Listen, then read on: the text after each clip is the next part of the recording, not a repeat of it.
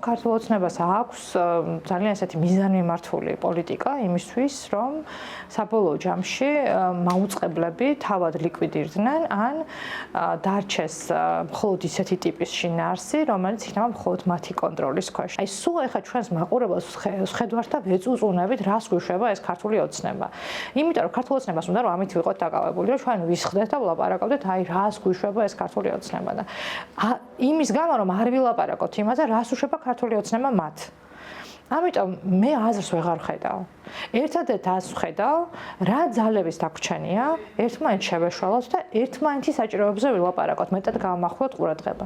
ბორჯომის ტელევიზია დაიხურა ამ კანონის გამო. ბორჯომის ტელევიზიის ჟურნალისტებმა თქვეს, რომ ჩვენ ამ სახელით არ ვიმუშავებთ, იმიტომ რომ მაშინ მეპატრონო გადაწყვიტა დარეგისტრირებული. არცერთი მედია არ დარეგისტრირებულა რესში, იმიტომ რომ აბსოლუტურად მართალია, ჟურნალისტები თავის შესახებ ტყუილს ვერ იტყოდნენ, რომ ეხლა ვიღაცის ინტერესებს ვატარებთ, როცა არასოდეს არ გაუტარებიათ არავის ინტერესი გარდა საკუთარი ქვეყნის ინტერესისა.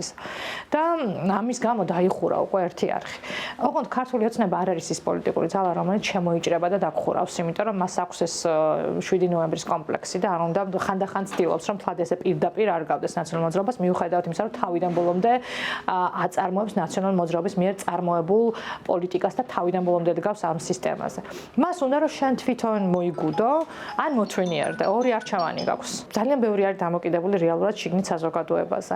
იმიტომ რომ რეალურად რეგიონული ტელევიზიების შემოსავალი იყო ადამიანებისგან გადახდილი ფული, ადგილობრივისგან გადახდილი ფული რაღაც მაგალითად განცხადებებში.